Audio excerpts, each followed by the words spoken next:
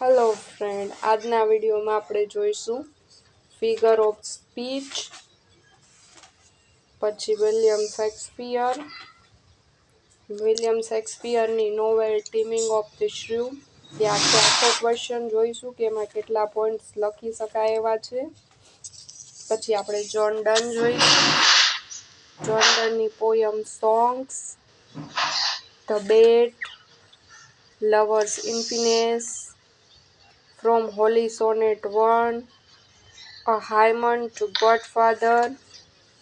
પછી taming of the શ્રુના all character in details ગુજરાતીમાં પણ લખેલા છે, એટલે જેને નોવેલ યાદ રાખવામાં ઇઝી રહે. પછી જ્યોર્જ હર્બર્ટની પોયમ જોઈશું, એમાં છે વર્ચ્યુ, ધ પુલી, અને એમાં કેટલા સ્ટ્રાન્જા છે, કેટલી લાઈન છે, એનું આખું ઇંગ્લિશમાં એક્સપ્લેનેશન લખેલું છે. સાથે સાથે આપણે અમુક MCQ જોઈશું, અને થીમિંગ ઓફ ધ શ્રુ છે એક યુનિવર્સિટી વિટ્સ જોઈશું. આ કેટલી વાર ક્વેશ્ચન એક્ઝામમાં લગભગ આવી ગયેલો છે, યુનિવર્સિટી વિટ્સવાળો. અને ટીમિંગ ઓફ ધ શ્રુ છે એ પ્લેમાં કુલ 2 ઇન્ટ્રોડક્શન છે, અને ક્યારથી ચાલુ થાય છે અને કેવી રીતે છે એ આખું એક્સપ્લેન કરેલું છે.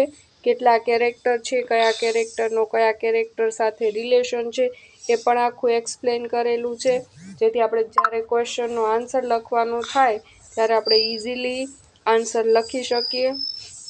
અને જો તમારે આની PDF જોઈતી હોય તો આપણા ટેલિગ્રામ ગ્રુપમાં આની PDF પણ મૂકેલી છે, એટલે તમારે જો પ્રિન્ટ આઉટ કઢાવી હોય તો તમે પ્રિન્ટ આઉટ કઢાવી શકો છો.